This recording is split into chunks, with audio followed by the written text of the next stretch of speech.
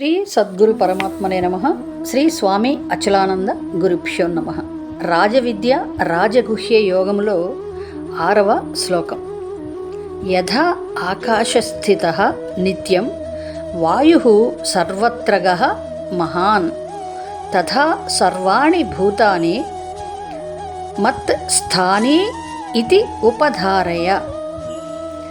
యథాకాశస్థితో నిత్యం వాయుః సర్వత్ర గో మహాన్ తథా సర్వాణి భూతాని మత్స్థానేత్యుపధారయ.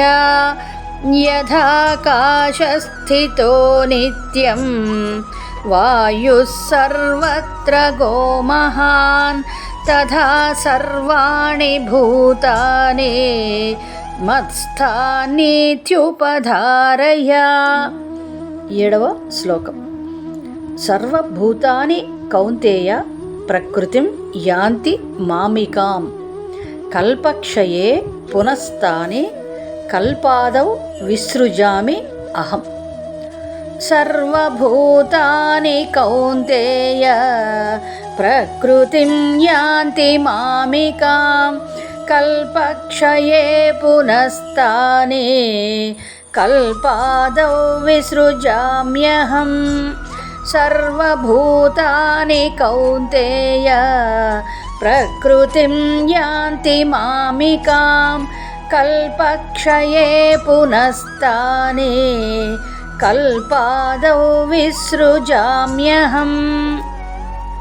8వ శ్లోకం. ప్రకృతిం స్వాం అవష్టభ్య విసృజామి పునః పునః భూతగ్రామం ఇమం కృష్ణం అవశం ప్రకృతేః వశాత్.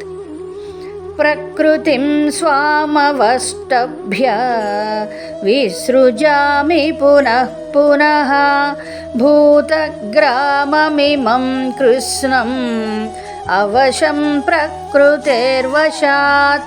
ప్రకృతిం స్వామవష్టభ్య విసృజామి పునః పునః భూతగ్రామమిమం కృష్ణం అవశం ప్రకృతేర్వశాత్. 9వ శ్లోకం.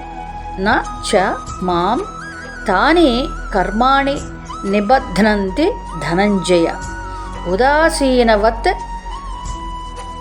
ఆసీనం అసక్తం తేషు కర్మసు.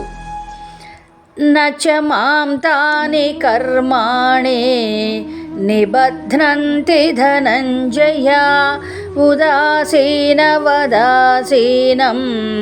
అసక్తం తేషు కర్మసు.